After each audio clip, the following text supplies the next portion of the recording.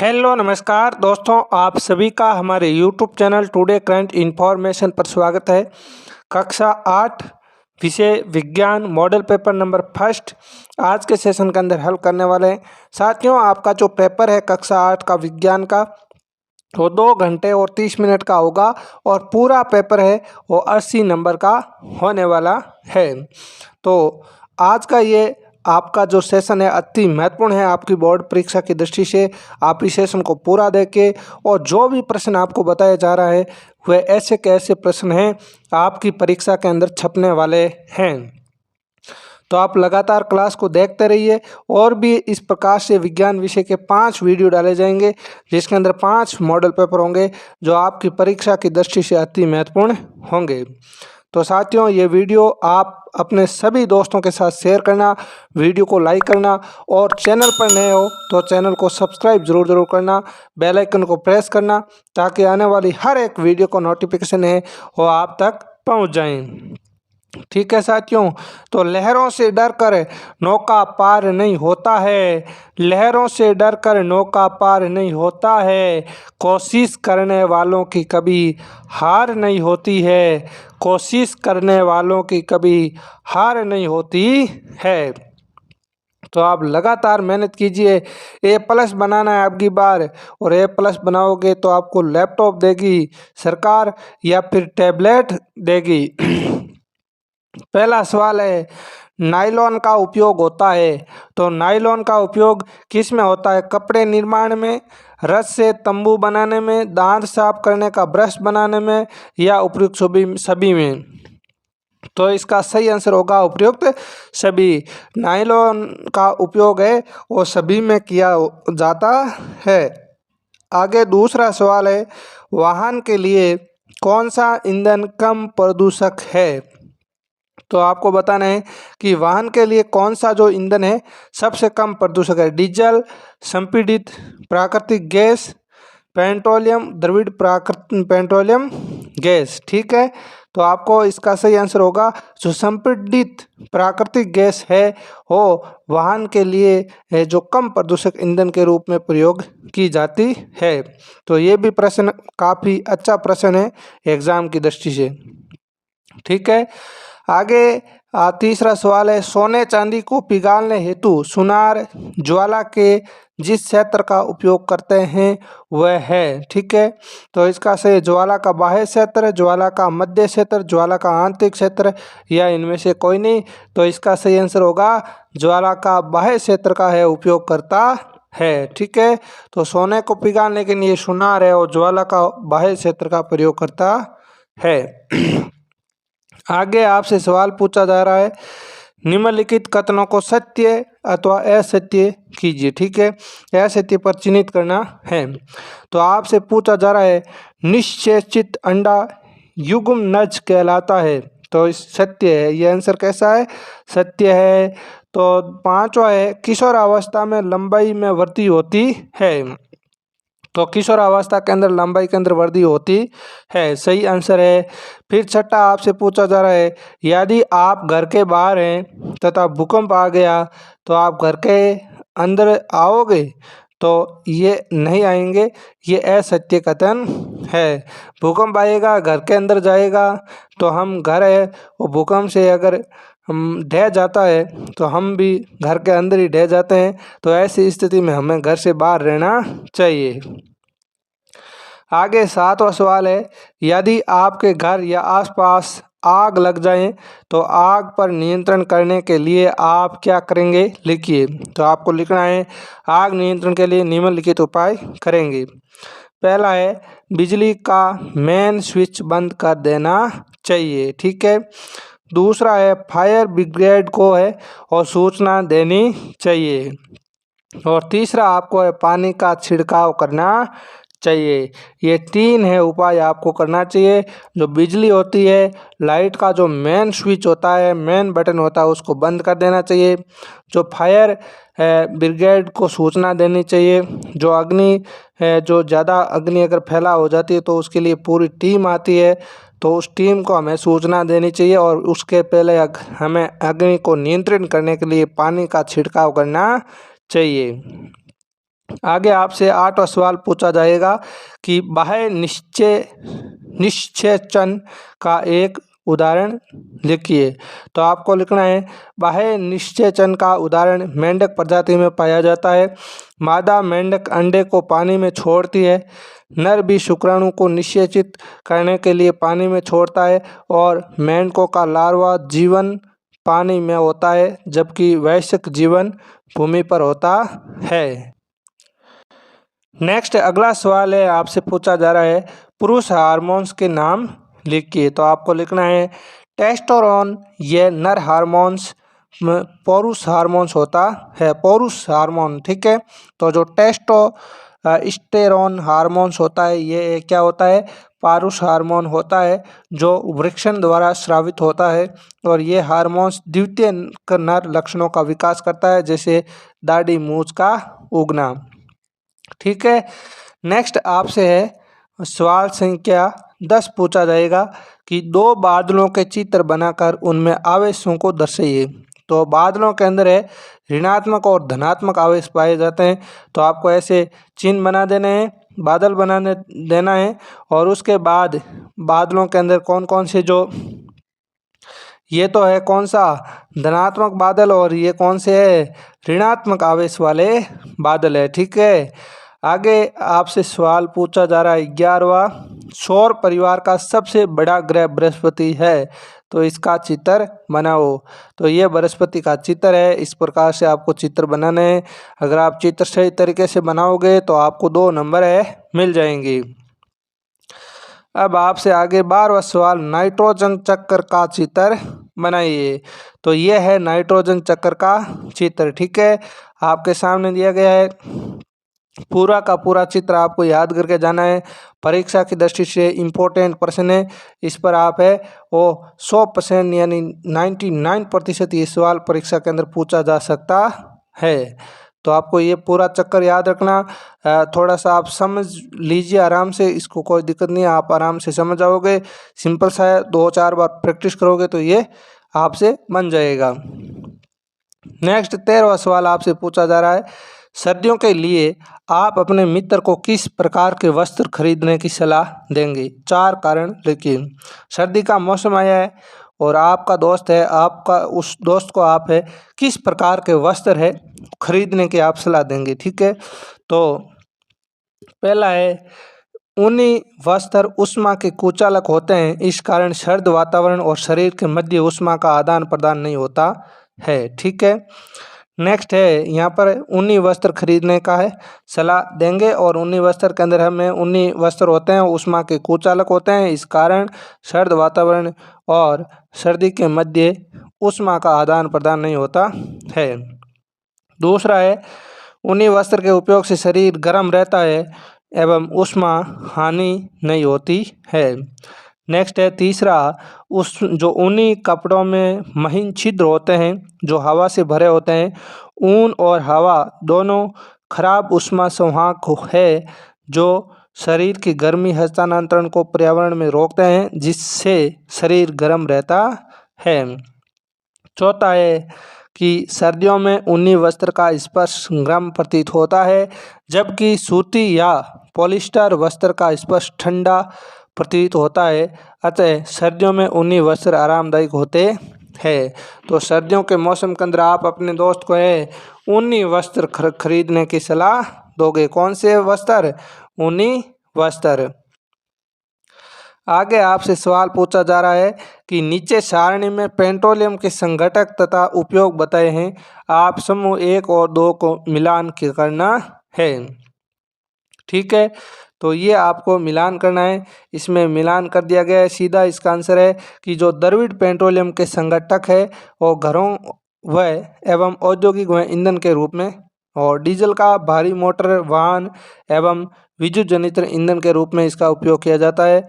और पैराफिन मोम का है मरहम, मोमबत्ती, वैसलीन निर्माण में इसका उपयोग किया जाता है।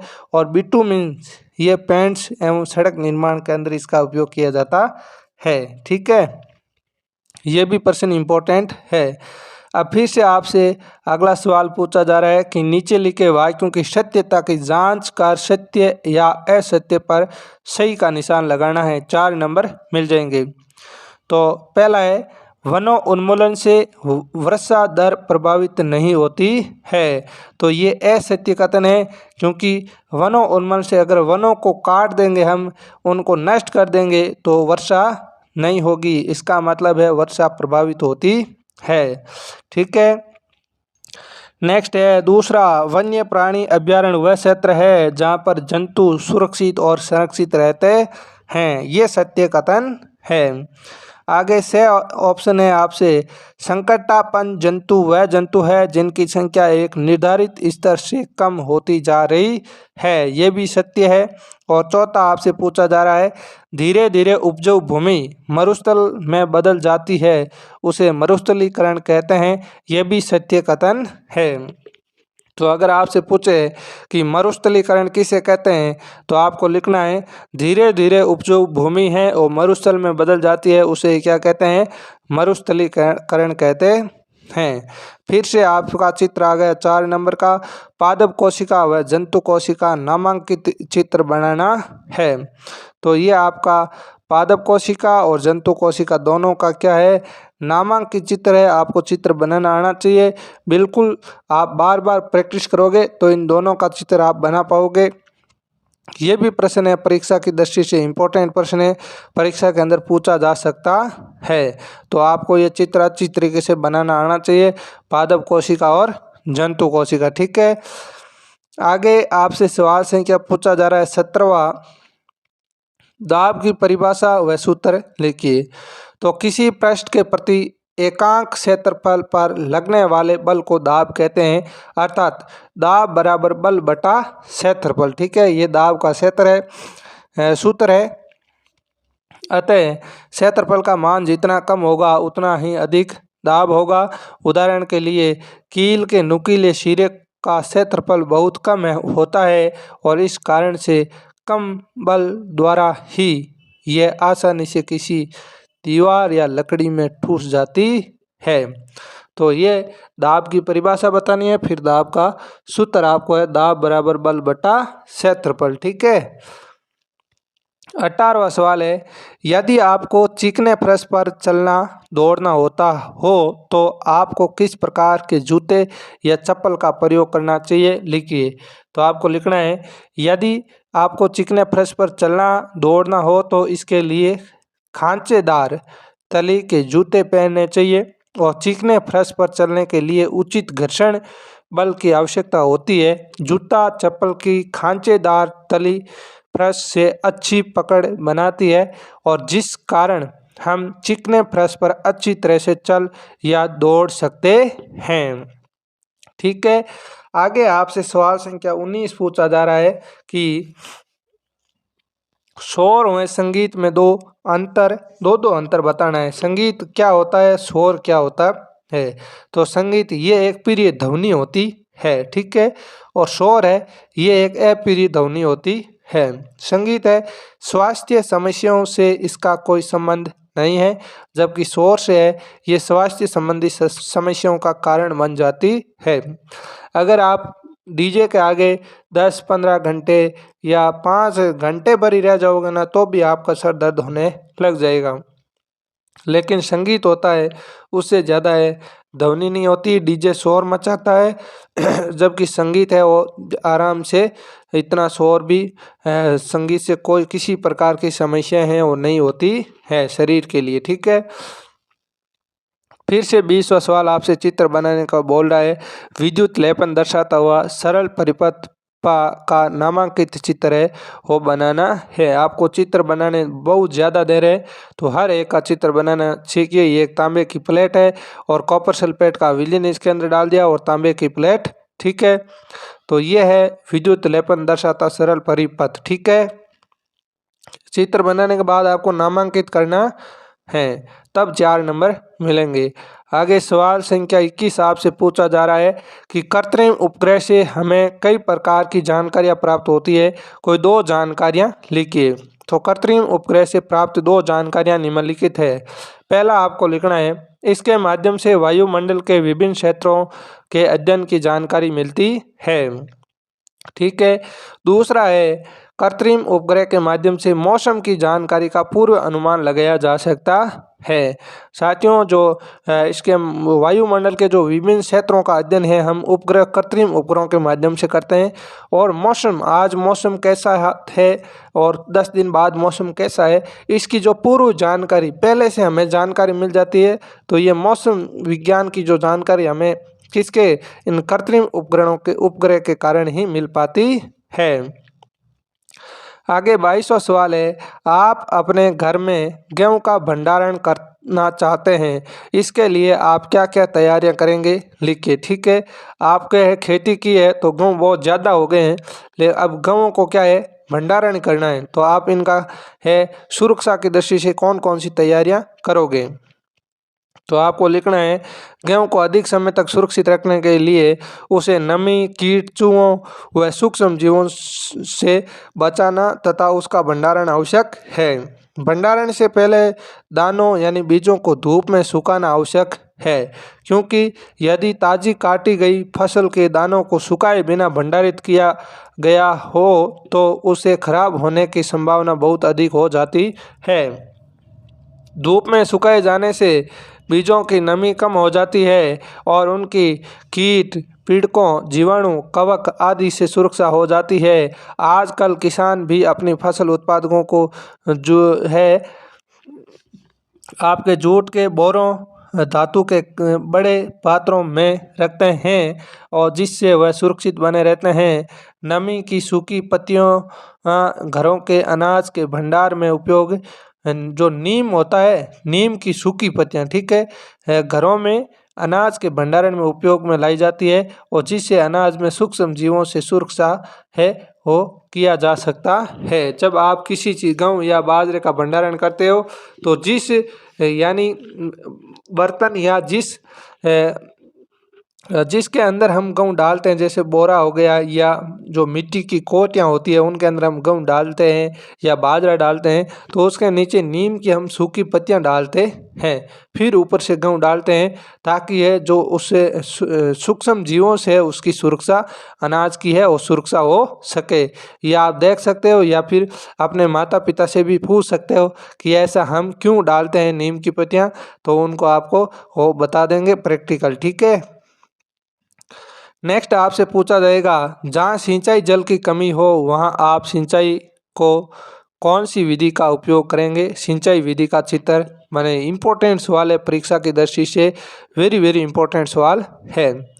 तो जिस स्थान पर सिंचाई यानी जल की कमी होती है वहाँ निम्नलिखित विधियों की सिंचाई के रूप में हम उपयोग करेंगे। ठीक है। आधुनिक तरीके से सिंचाई की विधि, तो जल संरक्षित करने वाली सिंचाई की 2 विधियां निम्नलिखित है। पहली है छिड़काव विधि। ठीक है। कौन सी विधि, छिड़काव विधि। तो छिड़काव विधि क्या होती है, तो इस विधि का उपयोग असमतल भूमि के लिए किया जाता है और इस विधि में चित्रानुसार ऊर्ध्व पाइपों या नलों के ऊपर सिरों में घूमने वाले नोजल लगे होते हैं। ठीक है। और ये पाइप निश्चित दूरी पर मुख्य पाइप से जुड़े होते हैं, जबकि पंप की सहायता से जल मुख्य पाइप में भेजा जाता है और तो वह घूमते हुए नोजल से बाहर निकलता है। इसका छिड़काव पौधों पर इस प्रकार होता है जैसे कि वर्षा हो रही है। ठीक है। तो जो फंवारी और ये छिड़काव बलुई मिट्टी के लिए अत्यंत उपयोगी है। जो फंवारा पद्धति होती है ना, फंवारा से सिंचाई होती है, यही होती है छिड़काव तंत्र। ठीक है। तो ये आप आसानी से लिख सकते हो। आपने देखा भी होगा कि फंवारा है वो किस प्रकार से चलते हैं और कैसे हम उसका उपयोग करते हैं। तो ये ही छिड़काव विधि है। अब आपसे पूछा जा रहा है दूसरी विधि है ड्रिप तंत्र। ड्रिप तंत्र क्या होता है, इस विधि से जल बूंद बूंद करके पौधों की जड़ों में गिरता है और इसीलिए इसे ड्रिप तंत्र कहते हैं। जैसे मान लो ये कोई पौधा है, ठीक है, इसमें छिड़काव नहीं होता है, इसके अंदर ये जो नल आता है और नल इसके क्या है, जड़ के अंदर ही है, नल को लगा होता है। तो ये नल है वो बूंद बूंद करके इसको पानी देता रहता है। फिर आगे एक ये और पेड़ उगा दिया हमने और जो है, और फिर इसके अंदर ये पौधे के अंदर क्या है, नल है, ये ऐसे पानी देता रहता है। इसके अंदर केवल जड़ के अंदर ही पानी देता है, इसके अलावा कहीं छिड़काव विड़काव नहीं होता है।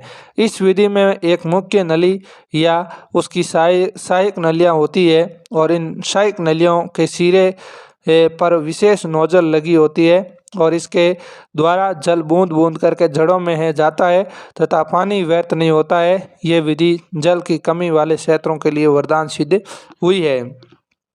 ठीक है, नेक्स्ट आपसे 23वां सवाल पूछा जा रहा है कि धातु व अधातु गुणों के आधार पर कोई 4 अंतर लिखिए। ठीक है, अब आपको बताना है 4 अंतर धातु और अधातु के अंदर। पहला है धातु और अधातु में आघात वर्धनीयता। ठीक है, तो धातु आघात वर्धनीय होती है और पीट कर शीटें बनाई जा सकती है, जबकि जो अधातु होती है वो भंगुर होती है, चोट मारने से ये टूट जाती है। धातु के अंदर हम लोहा लेते हैं तो लोहा को जैसे जैसे पीटते हैं तो वैसे वैसे वो चादर की तरफ फैलता जाता है, जबकि हम एक ईंट ले लेते हैं जो कि अधातु होती है, अगर ईंट को हम हथौड़े से पीटेंगे तो ईंट क्या हो जाती है, ऐसे भंगुर हो जाती है।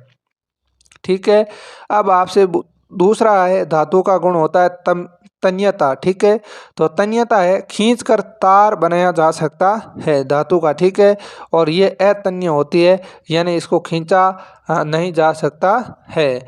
आगे है उष्मा चालन, तो ये उष्मा चालन धातु के अंदर धातुएं होती है जितनी भी उसमें उष्मा का क्या होता है, चालन होता है, जबकि अधातुओं के अंदर उष्मा का चालन नहीं होता है।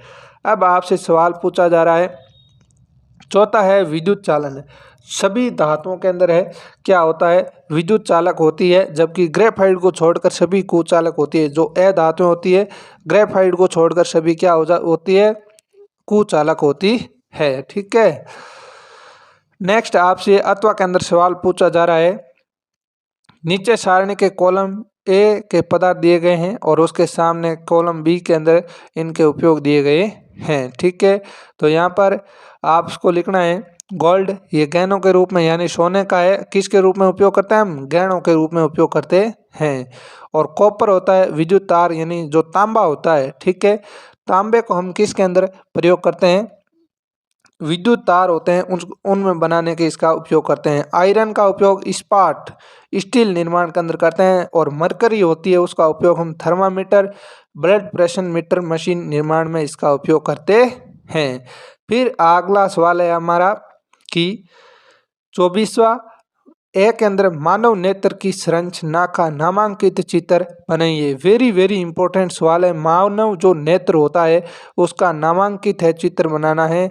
तो ये मानव नेत्र का नामांकित चित्र है, इसमें अंध बिंदु है, पित्त बिंदु है, रेटिना है, कोराइड है, इसके अलावा स्क्लेरोटिन है, लेंस है, कॉर्निया है, आइरस है, पुतली है, इसके अलावा एक्यूस है, इस प्रकार से सिल्वर पेशियाँ हैं।